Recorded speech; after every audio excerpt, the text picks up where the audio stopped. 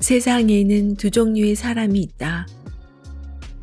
눈에 보이는 것만 믿는 사람과 눈에 보이지 않는 것도 믿는 사람.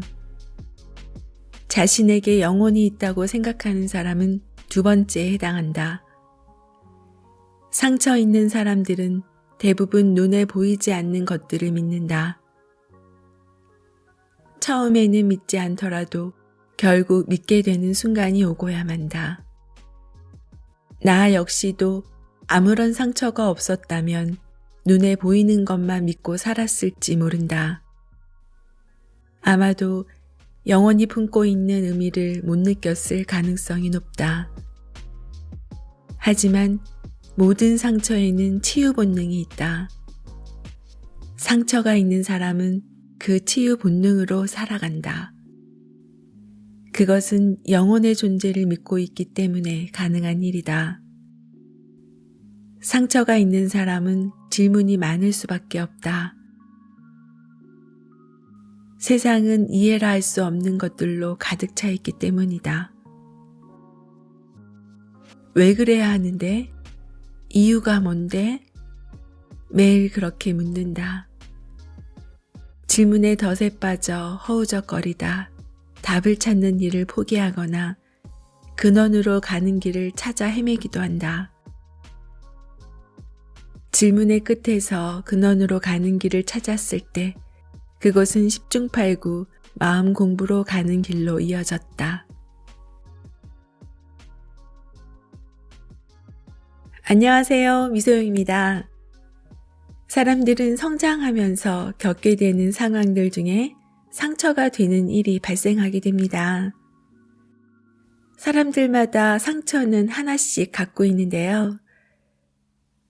마음속 한구석에 꼭꼭 숨겨놓고 꺼내지 못하는 상처의 마음. 그 상처의 크기가 조금씩 달라 누군가에게는 남아있기도 하고 누군가에게는 희미해지기도 하죠. 저는 성장 과정 속에서 꼭꼭 담아두었던 상처는 감정으로 언제든지 터져나올 수 있는 폭탄이라고 생각합니다. 그렇다면 그 폭탄을 제거해야 하는데요. 우리는 그 방법을 잘 모릅니다. 학창시절에는 교과 과정에 따라 공부를 하는데요. 마음을 치유하는 방법을 알려주지는 않습니다. 오늘 소개해드릴 책은 마음성장 유튜버 써니즈를 운영하고 있는 전성희님의 1일 1답입니다. 저자는 상처를 치유하는 데는 마음 공부가 필요하다고 하는데요. 우리는 나를 사랑하기 위해 태어났다. 모든 사람의 전제는 이해다. 나를 사랑하기 위해선 나를 이해하는 일부터 해야 한다. 나를 알고 이해하기 위한 공부를 마음 공부라 부른다. 마음 공부의 토대가 없는 진정한 자기 사랑은 거의 불가능하다라고 합니다. 작가는 마음 성장과 치유에 관한 콘텐츠를 올리는 유튜브 크리에이터인데요. 그가 운영하는 써니즈 함께 성장 채널은 11만 구독자와 1,800만 이상의 누적 조회수를 기록하였는데요. 답을 찾는 마음으로 하루에 하나씩 영상을 업로드하고 있습니다. 상처가 이끈 치유 본능 때문에 유튜브 활동을 시작했고 물질계와 정신계의 균형을 이뤄 마음 공부와 돈 공부의 균형을 이루는 일을 자신의 인생 목표로 하고 있어요. 차례를 보면 크게 4파트로 구성되어 있는데요. 파트 1. 나는 삶을 신뢰한다고 말해버렸다. 파트 2. 삶을 이끌어가는 존재가 있는 듯 했다. 파트 3. 갈망하라 어리석을 만큼. 파트 4. 알려고 하지 마라. 그냥 경험하라. 저자의 힘들었던 성장 과정을 글로 담아내면서 아팠던 상처를 치유해가면서 얻은 깨우침을 전달하고 있어요. 오늘은 파트 4, 알려고 하지 마라. 그냥 경험하라를 위주로 낭독해 드릴게요. 대체 내가 무슨 말을 한 거지? 얼마 전 내가 운영하는 유튜브 채널에 올린 영상에 이런 댓글이 남겨져 있었다. 요즘 나도 모르게 계속 죽고 싶다는 생각이 들 때가 있어요. 이것도 나의 모습이니 받아들여야 하는 걸까요? 이러다 나도 모르는 사이에 죽을지도 모른다는 생각이 드네요. 이분은 우울증인 것 같아서 정신과에 다니고 있기는 하다라는 말도 함께 고백했다. 다니고 있기는 하다라는 말은 다니고는 있지만 치유가 잘 되지 않고 있다는 의미도 담고 있다. 마음의 병은 본질을 보지 못하면 치유가 잘 되지 않는 경향이 있다. 그래서 병원에 다녀도 근본적인 해결이 되지 않는 것이 어쩌면 당연한 일인지도 모른다. 그냥 지나칠 수 없어서 그분께 조심스럽게 이런 말을 남겼다. 삶을 신뢰할수록 평화롭다는 생각이 들었어요. 기존에 느꼈던 모든 두려움들은 삶이 내게 주는 선물들을 신뢰하지 못했기 때문이에요. 삶은 신뢰하는 만큼 자유롭구나, 평화롭구나 하는 생각을 합니다. 이분은 자신의 댓글을 보고 반응을 보인 내게 감사하다는 인사를 남겼다. 그때 나는 매우 놀라웠다. 내가 대체 무슨 말을 한 거지? 내가 그분에게 하고 싶었던 말은 아마도 이런 것이었으리라. 저는 당신이 힘든 이유가 삶을 신뢰할 만한 이유를 찾지 못해서라고 생각합니다. 저 또한 삶을 신뢰하지 못할 이유가 발밑에 무수히 깔린 사람이었어요. 그런데 반전이 일어났네요. 어떻게 이런 일이 일어난 걸까요? 참 이상하죠? 자신에게 주어진 삶을 신뢰하지 못하는 배경에는 삶에 대한 두려움이 깔려 있다. 태어나고 자란 환경은 그 사람의 삶을 지배한다. 성장기에 평온하지 않은 환경은 삶에 대한 두려움을 만든다. 나 역시 환경이 만든 두려움에 갇혀 있었다. 그러던 어느 날 그 두려움을 해결하는 방법을 알게 되었고 그때까지 나를 지배하던 두려움에서 벗어날 수 있었다. 대체 나는 어떻게 그 방법을 알아낸 걸까? 삶을 신뢰할 수 없는 환경. 1.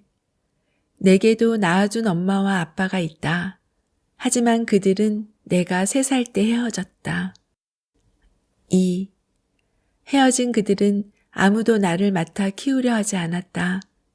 나는 이모 집과 작은아빠 집을 거쳐 자녀가 없었던 큰아빠 집에 양자로 들어가게 되었다.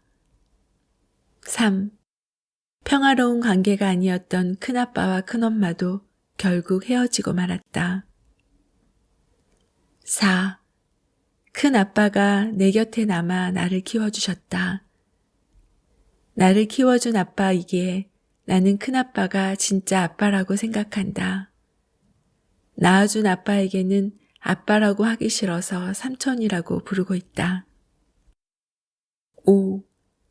낳아준 아빠는 2 아이가 있는 다른 여자와 살다가 헤어지고 베트남 여성과 재혼했다.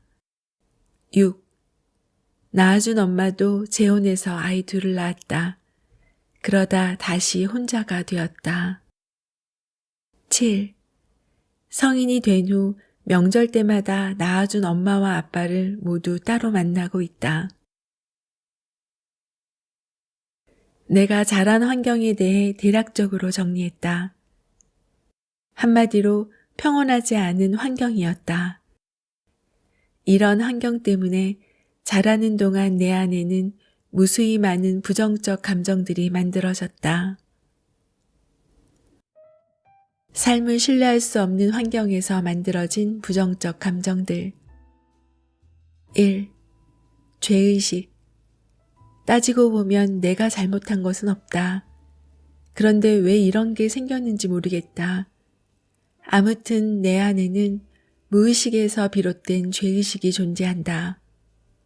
2. 슬픔. 버림받았다는 느낌은 역 같다. 너무 슬프다. 3. 두려움. 내가 어떻게 해볼 수 없는 것들이 나를 너무 많이 둘러싸고 있다는 생각에서 오는 두려움이다. 4. 욕망. 두려움에서 탈출하기 위해 성공에 대한 집착이 생겼다. 하지만 굉장히 막연한 감정이다. 5. 분노. 평화롭게 살거나 성공을 거둔 사람들을 볼 때마다 드는 감정이다.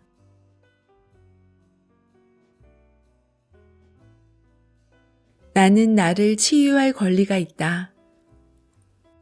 내면 아이가 무슨 뜻인지 알지 못했다. 그 의미를 정확히 알게 된 것은 유튜버가 된 다음이었다. 마음과 치유 관련 일을 하기 위해 차곡차곡 준비했던 게 아니기 때문이다.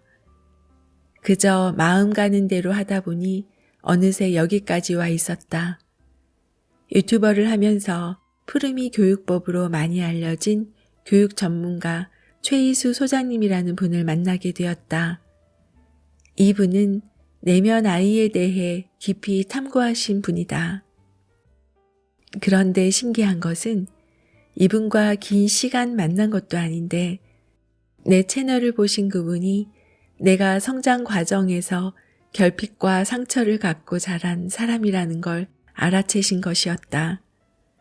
그분은 내게 이렇게 말씀하셨다.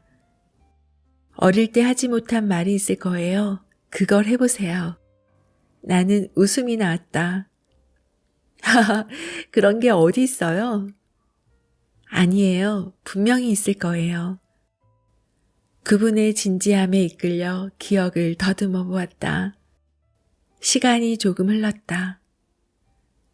엄마, 가지 마. 아마 이 말인 것 같습니다.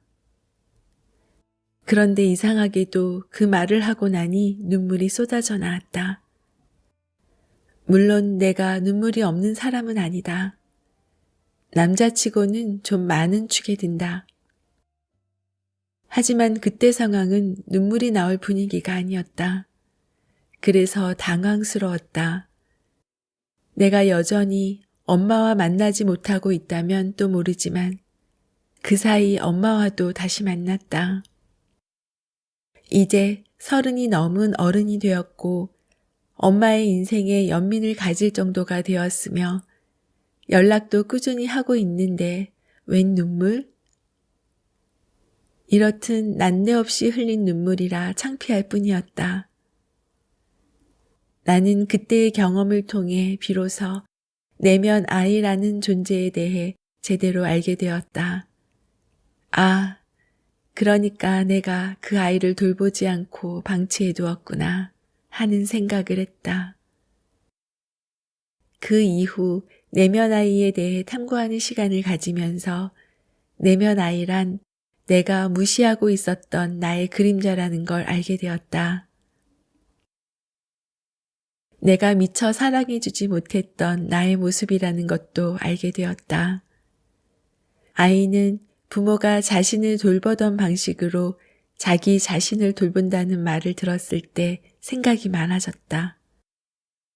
그러면 나는 지금까지 어떤 방식으로 나를 돌봤던 것일까?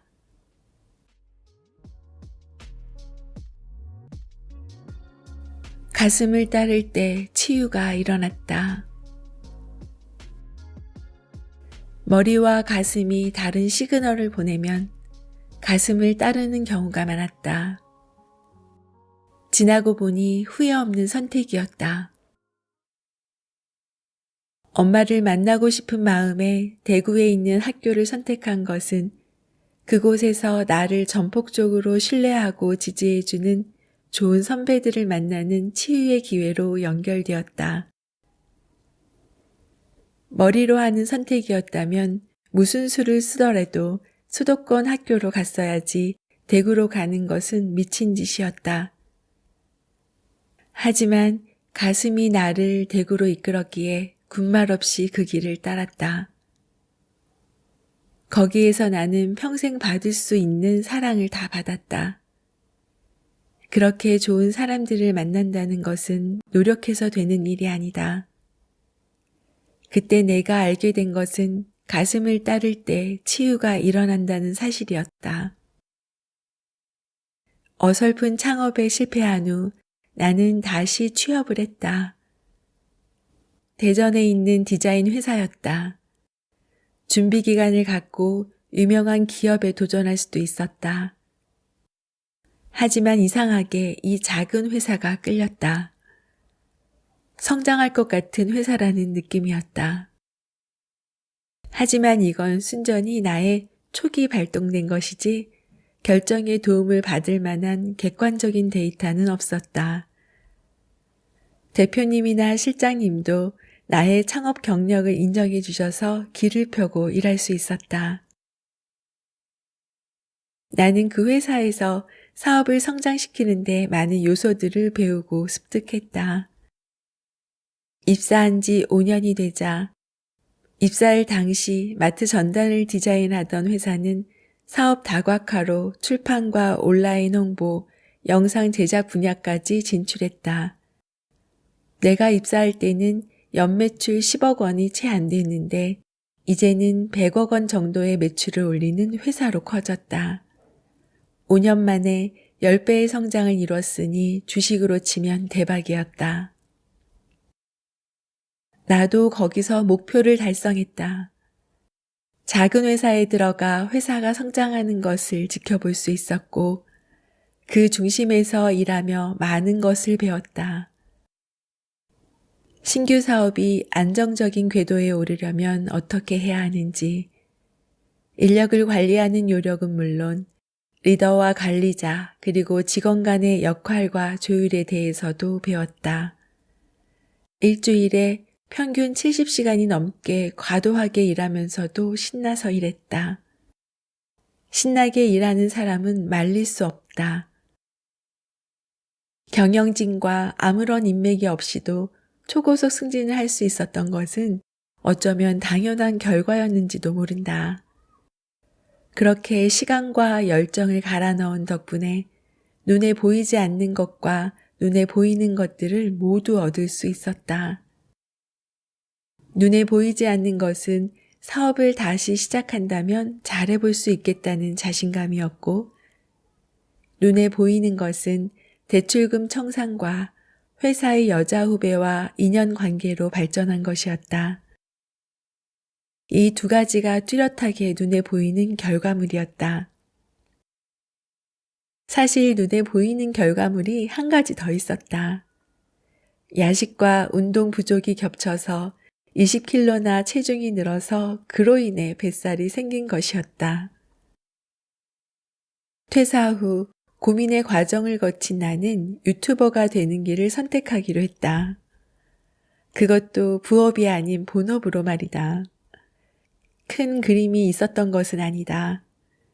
단지 이번에도 가슴이 이끄는 대로 따라가 보기로 했다.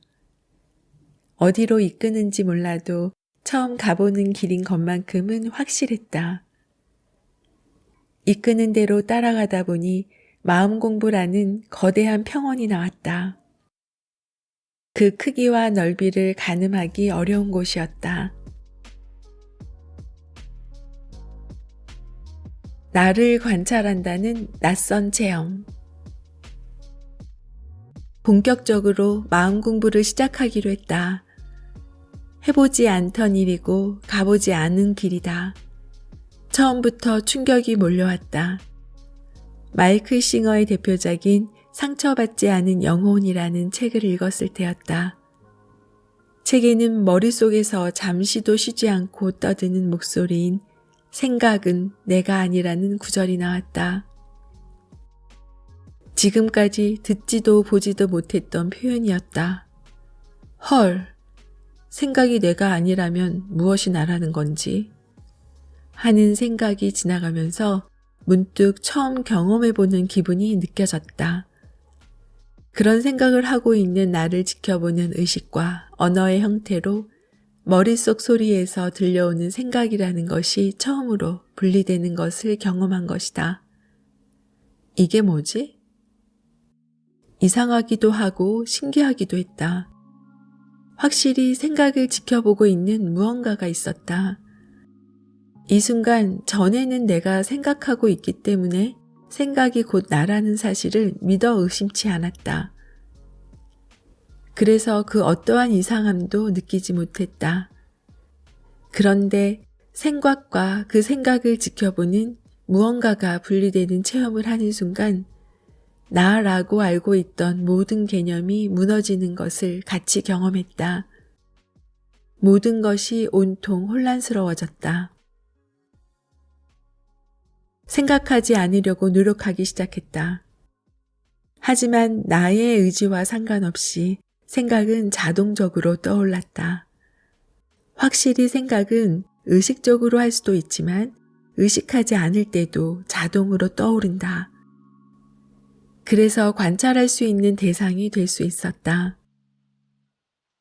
그렇게 보니 생각뿐만 아니라 몸의 감각과 행동들도 분리된 상태로 관찰이 가능했다.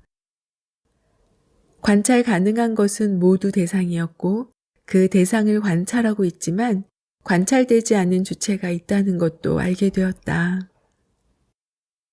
이상하긴 하다. 그런데 어떻게 이런 일이 있을 수 있지? 여태 이런 사실을 모르고 있었다는 게 더 이상했다. 관찰하면 신기한 일들이 일어났다. 이 일은 필름처럼 굉장히 빠른 속도로 진행된 경험이었지만 쉽게 사라지지 않았다. 이 사건 이후 나라고 믿었던 것들을 곰곰이 관찰하는 시간이 점점 늘어났다. 나는 내가 알고 있던 나라는 인간에 대해 그동안 1%도 모르고 있었던 것 같았다. 항상 의식적으로 생각하고 의식적으로 행동한다고 믿었지만 무의식적으로 행동하는 시간이 훨씬 더 많았다. 카톡 소리가 나면 무조건 소리가 난 쪽으로 고개를 돌리는 것이라든지 키보드로 글을 쓰다가 잠시 생각하느라 멈춰 있어도 손가락은 치는 신용만 하면서 멈추지 않는 것. 고기 반찬을 먹을 때는 말수가 적어지면서 고기가 눈에 보이지 않을 때까지 젓가락질을 멈추지 않는다는 것을 깨달았다. 이렇게 관찰을 계속하자 감정들도 관찰할 수 있게 됐다. 전에는 화가 나면 말이나 표정이나 행동을 통해 감정과 하나 되어 화가 나는 생각들을 했는데 이제는 화가 나거나 슬픔이 올라오면 몸에 반응이 오더라도 생각은 감정과 동일시하지 않고 지켜보는 주체로서 생각하게 되었다. 그래, 화가 올라오는구나. 욕을 내뱉고 싶은 욕구도 함께 올라오네. 이렇게 관찰을 계속하자 올라오던 감정들도 왔다가 금세 사라졌다. 생각들도 왔다 가고 심지어 목이 물린 자리에 따갑고 가려운 느낌마저도 왔다가 가버렸다. 모든 것이 변하고 있는데 고집스럽게 변하지 말라고 꽉 잡고 있는 것들도 나타났다. 행복하길 원하면서도 행복하지 않은 채로 결핍을 붙잡고 있었고 이미 지나간 일들인데 상처로 남았다면서 봐줄 때까지 놓지 않고 있었다. 어떤 것을 알아차리는 동시에 문제가 해결되는 신기한 일들도 일어났다. 평소 같았으면 여자친구와 한바탕 감정 싸움을 했어야 하는 일들도 내 감정을 지켜보고 알아차리는 것만으로 상대의 감정이 풀리기도 했다. 물론 알아차리더라도 끈질기게 붙어있는 감정이나 신념들도 있었다. 이런 끈질긴 것들을 어찌 해보려고 하지 않고 그냥 놔뒀다. 그보다는 잊어버렸다는 표현이 맞을 것 같다. 관찰하고 있으면 그때 꼭 필요한 일들이나 해야 하는 일들이 나타났다. 마치 자동으로 삶이 사라지는 듯한 느낌이 들 정도였다. 이 경험이 너무 신기해서 관찰자, 주시자, 알아차림이라고 불리는 이것에 대해 내가 경험한 것을 영상 콘텐츠로 만들어 업로드하기도 했다. 영상을 본 대다수의 구독자분들이 공감해 주셨다. 그런데 어떤 분들이 그것도 진정한 나는 아니다 라는 댓글을 남겨주셔서 지금 내가 이 상태에 안주하고 있다는 것을 알아차리게 해주셨다. 경험하고 콘텐츠를 만들고 댓글을 통해 배우는 모든 과정이 저절로 일어나는 일처럼 전부 다 자연스럽다는 느낌이 들었다. 마음 공부의 시작은 흥미로웠다. 관찰을 하니 내가 달라지는 것이 확실했다. 마음 공부는 자신의 마음을 관찰하는 것에서 시작된다. 관찰한다는 것은 자신의 생각과 자신이 하는 행동이 어떤지를 지켜보는 것이다. 처음 나를 지켜봤더니 나는 어떤 행동을 반복하고 있었다. 그런 행동을 할 때는 어떤 감정이 반복적으로 표출된다는 것을 알게 되었다. 불안하고 괴로웠던 과거의 경험이 내 안에 저장되어 있었기 때문이다. 저장된 경험과 비슷한 상황을 마주하면 그 당시의 감정들이 나도 모르게 자동으로 표출되는 것이었다. 문제는 그것을 아무런 의심 없이 계속 반복하면서 지금 무엇 때문에 이 마음이 힘들고 불편한지를 모르고 있는 거였다. 이를테면 시도 때도 없이 댓글을 확인하는 것은 하루 종일 긴장하고 불안해하고 걱정하는 상태를 스스로 만들고 있는 행동이었다. 그런 시간이 누적되다 보면 아무것도 하지 않아도 피곤했다. 그런데 왜 피곤한지 그 이유를 몰랐다. 그냥 오늘은 좀 피곤한가 보다 생각했다. 어젯밤 숙면을 취하지 못했나 하고 생각하기도 했다. 이제 관찰을 통해 나를 피곤하게 만드는 원인 하나를 찾았다. 그것은 반복되어 흘러가면서 이미 패턴이 되어 있었다. 스스로를 피곤하게 만드는 패턴이었다. 좋지 않으면 바꿔야 할까? 물론이다. 댓글 확인을 자주 하지 않으면 해결된다. 하지만 본질적인 문제는 그게 아니다. 불안하기 때문이다. 불안하지 않도록 바꿔야지 라고 생각하지만 그게 잘 안 된다. 그러면 결국 바뀌지 못하고 불안감이 또 다른 형태로 찾아온다. 못 바꾼다고? 아니다. 세상의 모든 것은 변화하는 이치 속에 있다. 바꿀 수 있는 것이 맞다. 바꿀 수 있도록 만들기 위해 다시 공부한다. 공부를 하면 그 감정을 놓아주어라, 내려놓아라 하고 배운다. 그런데 그렇게 어떻게 하라는 것일까? 어떻게 놓아주고 어떻게 내려놓으라는 거지? 나도 몰라서 또 공부한다. 그랬더니 그 감정을 있는 그대로 인정하고 느끼고 허용하라는 것임을 알게 된다. 이제 조금 감이 온다. 그래서 감정을 느껴본다. 그때의 감정을 일부러 느끼려고 한다. 그러면 그 감정이 점점 더 커진다. 나를 잡아먹는 것처럼 커진다. 그러면서도 댓글을 확인한다. 미치겠다. 습관이 되어버렸다. 흡연 이후 최악의 습관이다. 그럴 때면 신기하게도 이상한 댓글이 달려있다. 그러면 감정이 주체할 수 없을 만큼 막 커진다. 풍선처럼 부풀어 오르면서 몸에 증상이 나타나기도 한다. 손이 차가워지고 떨린다. 그리고 생각이 많아진다. 평소보다 생각이 훨씬 많아지니 머리가 무겁다. 편두통이 생긴다. 이걸 어떻게 하지? 답글을 달까? 삭제를 할까?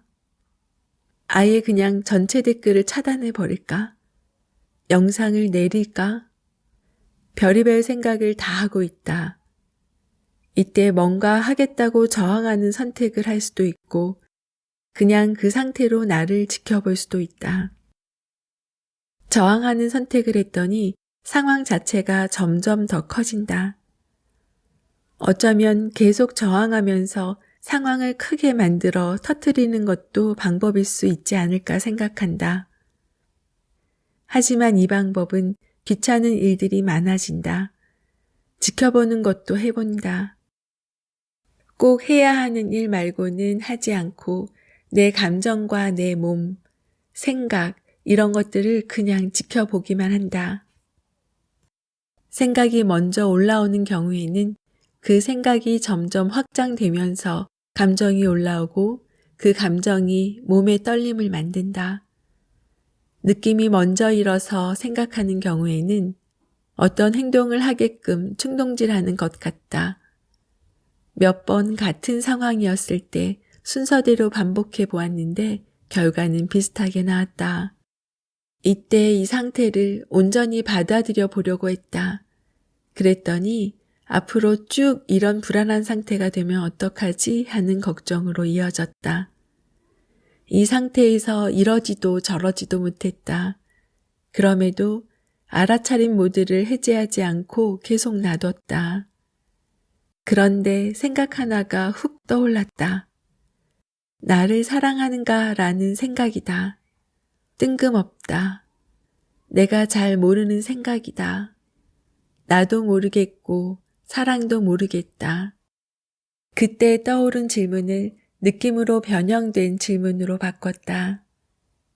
지금 오감으로 들어오고 있는 모든 감각들, 그러니까 눈에 보이는 것, 피부로 느껴지는 것, 들리는 소리들, 감정이 일어나고 있는 느낌들, 생각들이 거의 동시에 느껴졌다.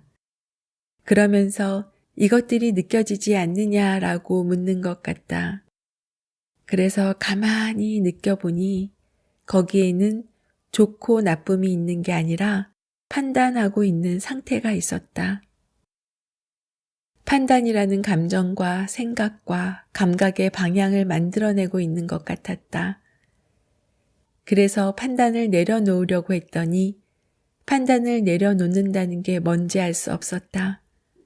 그저 판단한다 보다는 판단된다는 느낌이었고 지금 이 순간의 상황들을 어떻게 인지하고 있느냐 하는 것으로 판단의 방향이 결정되는 것 같았다. 삶을 신뢰하게 되면서 얻은 평화.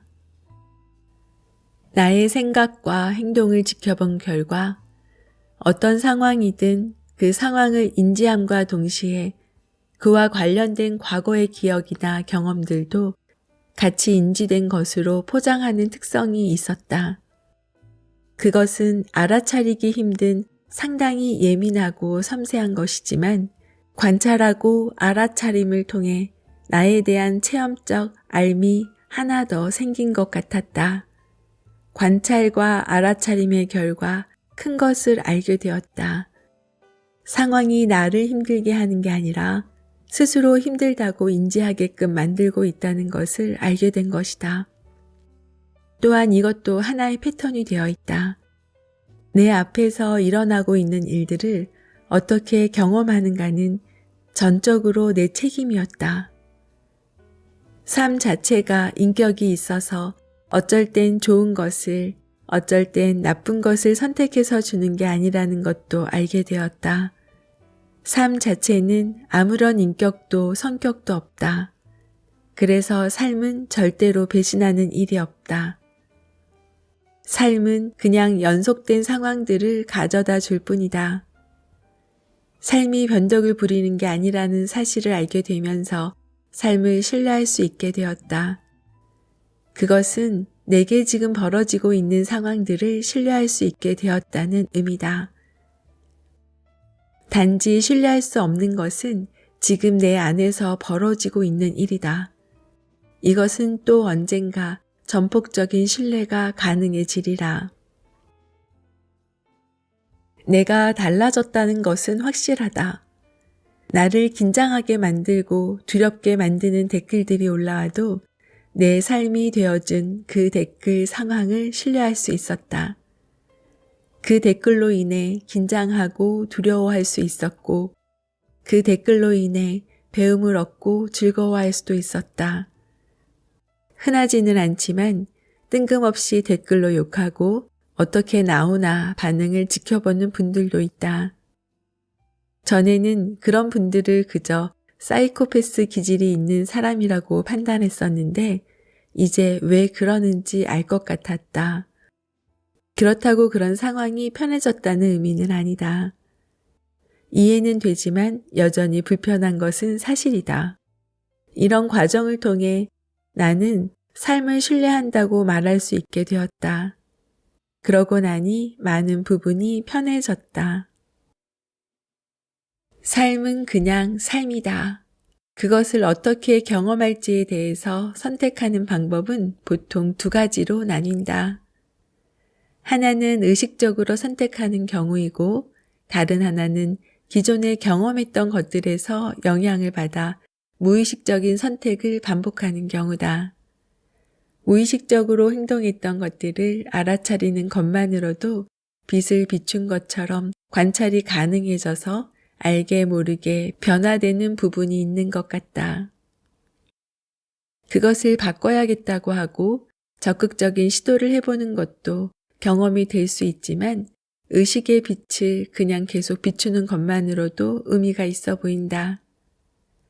삶은 신뢰하게 된 다음에 내가 해야 할 일, 하고 싶었던 일들이 툭툭 자연스럽게 나타나 나를 기다리고 있는 신기한 체험을 한다. 물론 대출금 압박처럼 돈 문제가 발생한 날은 삶을 신뢰할 수 있다고 자신 있게 말할 수 없다. 하지만 며칠 동안 불안한 마음을 지켜보다가 다시 모든 문제를 맡겨보기로 한 다음에는 다시 홀가분해진다. 다시 삶을 신뢰하고자 스스로에게 말한다. 마음 공부와 돈 공부를 같이 하기. 형님과 같이 주식 공부를 시작했다. 공부를 하려면 실제 경험을 해야 해서 추천해준 관련 종목을 소량 구매하기로 했다. 사실 여윳돈이 거의 없었기 때문에 그럴 수밖에 없었다. 시점은 2020년 11월이었다.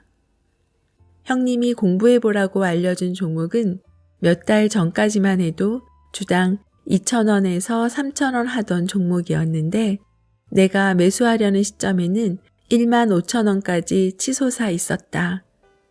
소액이었지만 막상 매수하려고 하니 5만 가지의 의심이 들기 시작했다. 이렇게 많이 올랐는데 지금 사면 안 되는 것 아닌가? 그래서 소심하게 한 주만 샀다. 그리고 형님을 만나서 다시 물었다. 지금 많이 올라 있는데요. 지금은 샀던 사람들이 팔아야 할 시점이 아닌가요? 그러자 형님은 오른다면 왜 오르는지, 내려간다면 왜 내려가는지에 대한 두 가지 가능성 모두에 대해 이야기해 주었다. 형님은 정보를 최대한 많이 모아서 펼쳐보았을 때 반드시 오를 것이라고 예상되거나 10배 이상 성장할 것 같은 종목에만 장기 투자한다고 했다. 내가 물어본 종목도 많이 오른 것 같지만 형님이 먼저 파악하기로는 아직 한참 더 오를 수 있는 가능성이 있다는 것이었다. 그리고 몇 달 후 그 종목은 정말 더 올라갔다. 5만 원까지 갔으니 말이다. 그러는 사이 형님은 새 종목을 더 추천해 주면서 공부해 보라고 했다. 엔터테인먼트와 제약 그리고 광고사의 종목이었다. 나는 얼마 전 받은 유튜브 수익 중 일부를 이 새 주식을 매수하는 데 썼다. 그리고 조금 오른 것 같으면 매도했다가 조금 빠지면 다시 매수하는 방식으로 몇 번 거래를 했는데 과외 때문인지 금방 수익이 나서 투자하는 재미가 있었다. 그러다가 한 종목이 마이너스로 계속 떨어지고 있는 상황에서 더 떨어질 것 같아 그 종목을 매도했다. 그런데 이상하게도 내가 매도하고 나자 상승하기 시작했다. 그래서 더 오를 것 같다는 판단에 다시 매수를 했는데 누군가 나를 지켜보고 있다가 약 올리는 것처럼 다시 하락하기 시작했다. 정말 이상한 것은 하락했을 때 내가 예전처럼 같은 실수를 또다시 반복하고 있다는 것을 느낀 것이었다. 마음을 관찰할 때와 마찬가지로 이번에도 패턴이 있었다. 상승할 때는 기분이 좋아서 아무 생각도 하지 못했지만 주가가 떨어지자 정신이 번쩍 들었다. 내가 왜 이러는 거지? 주식창 자주 안 들여다보고 장기 투자를 배우기로 했는데 나는 내가 더 빨리, 더 많이 이익을 얻겠다는 조급한 마음에 빠져 있다는 것을 알아차렸다. 조급함은 최악의 적이다. 조급함의 지배를 받기 시작하면서 애초 계획과는 점점 멀어지고 있었다. 오를 것이라는 믿음이 있다면 주식을 매수한 뒤 주가가 올랐는지 내렸는지 차라리 보지 않는 게 좋은 방법이 아닐까? 나는 궁금했다. 혼자서는 판단이 잘 안 돼서 형님께 답을 구했다. 형님의 대답은 그건 좋은 행동이 아니라고 했다. 뜨끔했다.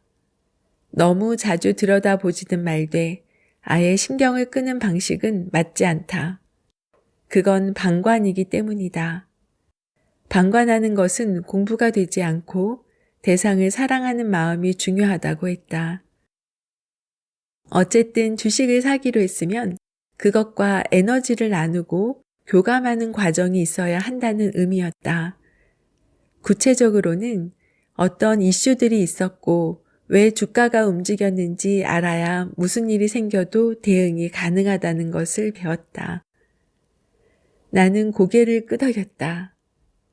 확실하다고 생각되는 정보들을 바탕으로 10배 오를 것 같다라는 판단을 한 이후에도 세상에서는 또다시 수많은 정보들이 새로 만들어진다. 그러면 오를 것이라 예상했던 흐름이 다시 반대로 흐를 수 있다는 것은 어찌 보면 당연한 이야기다. 그렇기 때문에 내가 알고 있는 고정된 정보만 가지고 판단한다면 이미 게임에서 진 것이나 다름없다는 것을 알게 되었다. 과거는 지나가서 없고 미래는 다시 오지 않았기에 오직 지금만 존재하는 것이다. 과거나 미래를 생각하는 것도 지금에서야 가능한 일이라고 수십 번은 들었음에도 나는 아직 그 원리를 체득하지 못하고 있었다는 것을 반성했다. 공부를 통해 작은 흐름들을 무시하고 큰 흐름이 변하지 않는 이상 주식을 팔지 않는 게 고수들의 방법이라는 것을 배웠다. 그래서 고수들은 주식 그래프를 계속 체크하기는 하지만 매도와 매수를 결정할 때는 그래프 자체를 기준으로 판단하지 않는다는 것을 알게 되었다. 그렇다. 주식의 세계에서 올랐다 내렸다 하는 판단은 이미 과거의 일이다. 또한 주가가 오를 것이다, 내릴 것이다 판단하는 것은 미래의 일이다. 그것들은 오직 지금 생각으로만 존재하고 있다. 어쩌면 주식이란 우리가 흔히 말하듯 예측하는 것이 아니라 지금 이 순간에 대응하는 일일지도 모른다. 마음 공부를 하고 있었기 때문에 이 원리가 좀 더 선명하게 느껴지는 것 같았다. 물질과 정신의 균형 찾기. 형님과 거의 매주 만나면서 많은 것을 질문하고 또 답을 들었다. 나는 물질과 정신의 균형을 이루며 살고 싶었고 그것이 인생의 목표였기 때문에 만날 때마다 많은 질문을 했다. 다음은 그 질문과 대답 몇 가지를 정리한 것이다. 써니즈. 나 같은 후배들을 만나면 가장 해주고 싶은 말이 있다면? 프리즈. 어떤 분야에 진입할 때 누구나 제로에서 시작할 수밖에 없다. 그럴 때 나와 압도적으로 차이나는 실력을 가진 사람을 만나보라는 이야기를 한다. 내 경험을 이야기하자면 주식 투자 초기에 1억을 가지고 시작했는데 100억을 굴리는 실력자가 있었다. 나는 그를 만나는 게 절실했지만 그는 나를 만나는 게 절실하지 않은 관계였다. 그렇다면 그 만남이 성사되기 위해서는 반복적인 에너지의 투입이 이루어져야 한다. 나는 그에게 나와 한번 만나달라는 요청을 하기 위해 인터넷 쪽지를 10번 보냈다. 그런 간절함이 있었다. 나와 실력이 압도적으로 차이 나는 그를 만나서 많은 것을 배웠다. 그런데 문제는 훗날 그가 완벽하게 실패하고 장을 떠났다는 사실이다. 그때 투자 실력은 평생 가는 것이 아니라는 것을 알게 되었다. 그가 정도를 걷지 않고 엉뚱한 투자를 하기 시작하면서부터 실패가 시작되었다는 뒷얘기를 들었다. 이는 돈 공부와 마음 공부 모두에서 공통적인 면이다. 늘 깨어 있어야 한다는 것, 꾸준히 해야 한다는 것, 이것이 마음 공부와 돈 공부의 공통점이다. 돈 공부든 마음 공부든 삶에서 균형을 잃는 것은 그만큼 무섭다. 나의 목표는 균형을 지키는 것이다. 써니즈, 전업 투자자로 살면서 처음에는 마음 공부를 하지 않았다고 들었다. 하고 나서 달라진 점은 무엇인가? 퓨리즈, 돈의 크기는 곧 스트레스의 크기다. 100억 단위로 돌아가게 되면서부터 이전보다 스트레스 크기가 커진 것은 사실이다. 그럴 때 마음 공부와 만났다. 마음의 회복력이 빨라졌다. 산다는 것은 내상이든 외상이든 크고 작은 상처를 입는 일이다. 또한 적극적으로 사는 사람은 상처가 더 많을 수밖에 없다.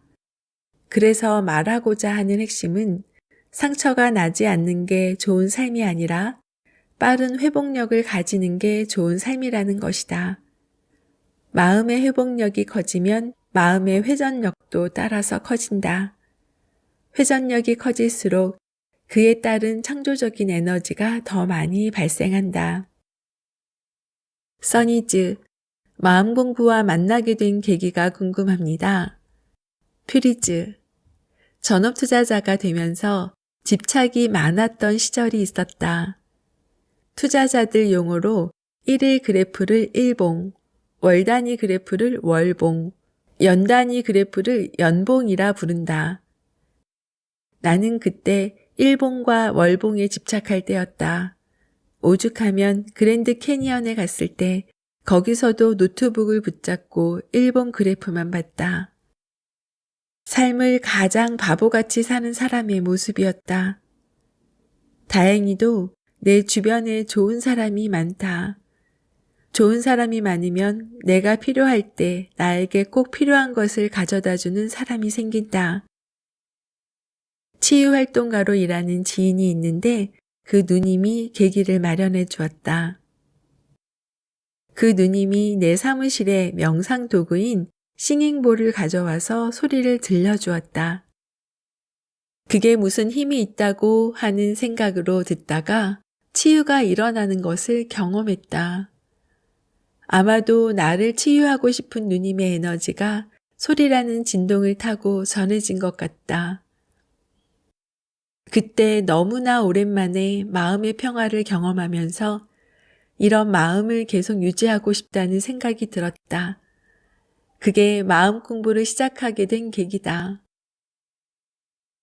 써니즈, 마음 공부를 하면서 어떤 것을 주로 경험했나?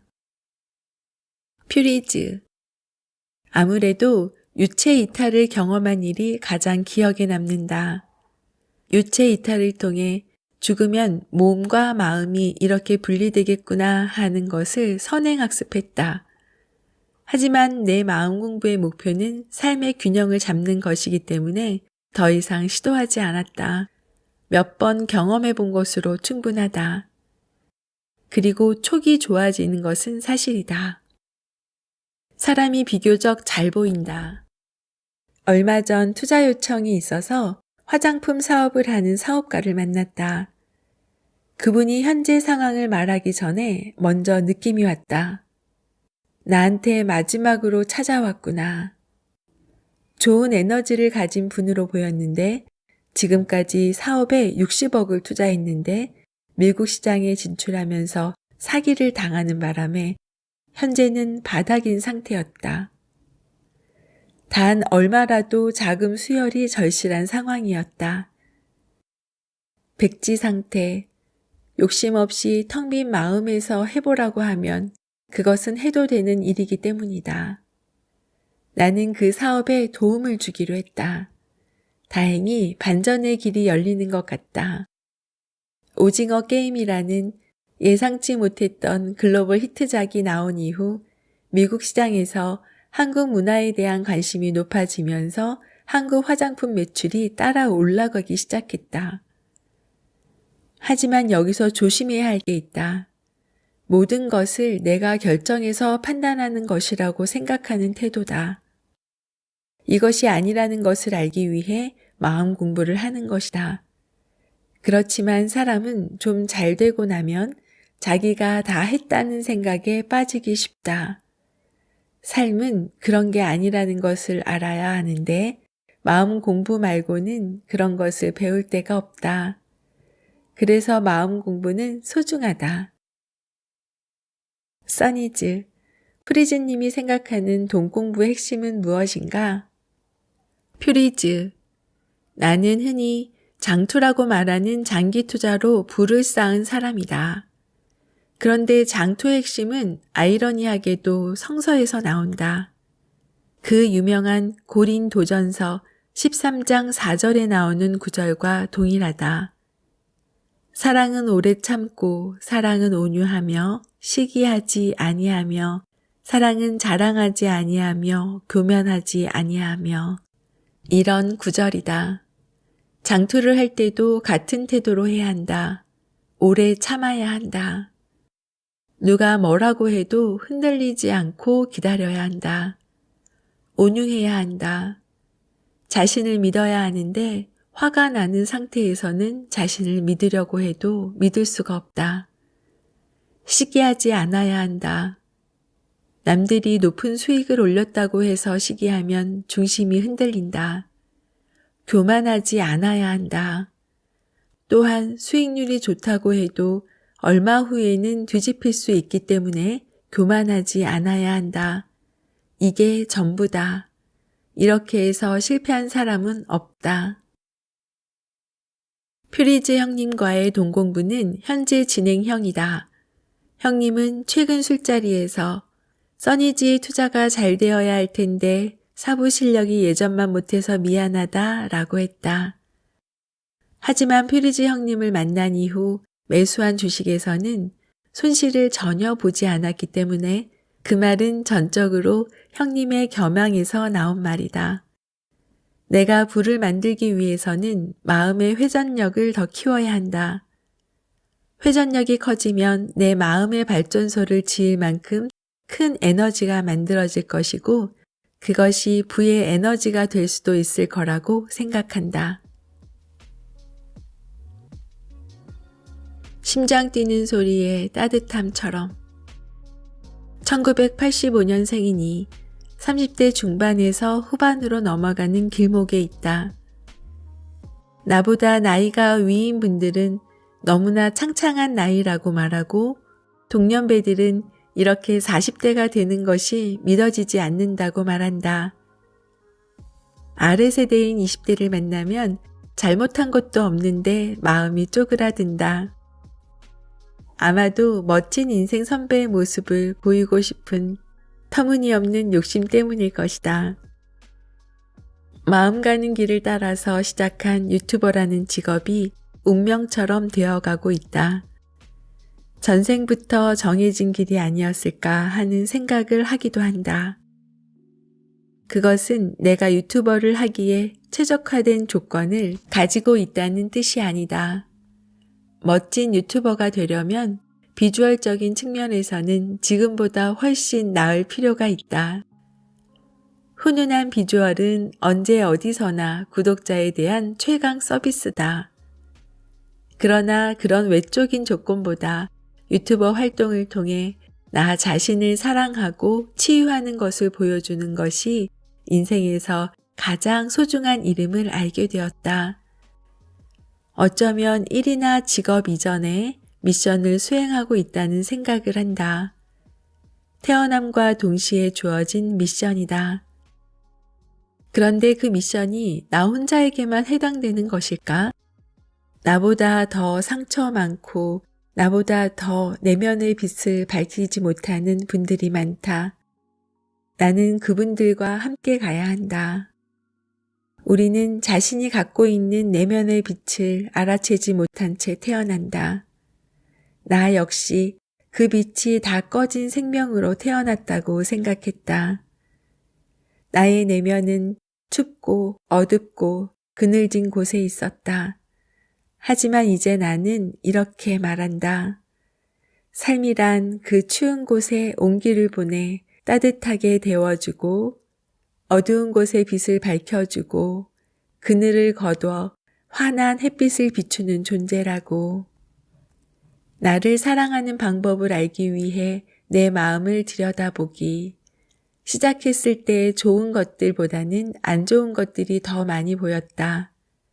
외면하고 무시하고 억압했던 것들이 가장 먼저 보였다. 나는 누가 보더라도 건강해 보이는 체격이지만 믿을 수 없을 만큼 몸에 힘이 없었다. 심장도 콕콕 찌르는 듯 아팠다.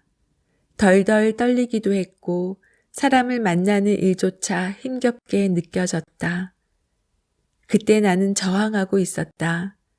우리의 마음은 저항하는 만큼 괴롭고 그 괴로움은 몸 전체에 영향을 미친다는 사실을 나중에야 알게 되었다. 항복. 마음의 세계에서 이것만큼 평화로운 선언은 없다. 마음의 세계는 아이러니하게도 항복을 해야만 승리할 수 있다. 내가 괴롭힌다는 걸 인정하기. 괴로운 게 내 삶이라면 그 삶을 통째로 받아들이겠다고 인정하는 주도적인 항복 선언이다.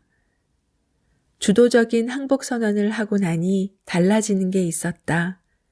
내가 없다면 삶도 없고 삶이 없다면 내가 없으니 이런 일 저런 일이 벌어지는 이 삶이 바로 나라는 것을 알게 되었다.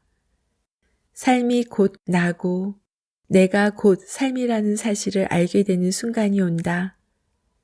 그때부터 나는 삶의 믿음이 생겼다. 알지는 못하지만. 나쁜 걸 나에게 가지고 오지는 않을 것이라는 믿음이 생겼다. 지금은 잘 모르지만 삶은 알고 있는 좋은 계획들이 있을 것 같았다. 그래서 삶을 믿기로 했다. 그러자 괴로운 일, 누군가에게는 미안한 일, 힘든 일, 감사한 일, 행복한 일, 그런 일들이 지금 내 앞에, 내 삶에 나타나더라도 그냥 믿게 됐다. 믿음이 있으니 삶이 가져다주는 모든 것을 온순하고 순수하게 경험할 수 있었다. 혹시 나 때문에 사람들이 괴로워한다면 그것도 삶이 내게 가져온 거니까 그 미안함까지도 받아들이자 했다. 그것도 이것도 저것도 모두 받아들이자 했다. 처음엔 미안함이나 두려움 같은 것을 온전히 받아들이고 허용하는 게 굉장히 무서웠다. 정말 죽을 것 같았다. 그래도 내가 느끼는 감정들을 다 허용했다. 그러자 거짓말처럼 괜찮아졌다. 허용하기 바로 직전까지는 죽을 것 같았는데 허용하고 나자 달라진 것을 알 수 있었다. 알 수 없는 신비로움이 거기에 있었다. 이 책에 담긴 내 이야기를 한 문장으로 표현한다면 삶을 신뢰할 수 없는 지점에서 출발한 한 사람이 삶을 신뢰하게 되는 여정이라고 할 수 있다. 가끔 아픔이 찾아오면 가슴에 손을 대고 따뜻한 심장 박동 소리를 가만히 느껴볼 때가 있다. 그러면 심장이 이제 괜찮다고 말하는 것처럼 느껴진다. 온 몸으로 따뜻함이 전해지는 듯한 느낌을 받는다. 이제 쑥스러움을 무릅쓰고 고백한다. 나는 매일매일 이렇게 다가가고 싶다. 심장 뛰는 소리의 따뜻함처럼. 오늘의 마무리는 써니즈님의 마음 공부의 최종 목표로 마무리합니다. 마음 공부의 최종 목표는 내 마음을 자유자재로 운영할 수 있는 방법을 찾거나 내가 내 마음의 주인이 되는 법을 배우는 것이다. 이는 마음 공부의 최종 목표이기도 하지만 삶의 최종 목표이기도 하다. 마음 공부는 행복과 가장 가까운 곳에 내 마음을 가져다 놓도록 만들어준다. 그렇기 때문에 되도록 젊었을 때 마음 공부를 시작할 필요가 있다.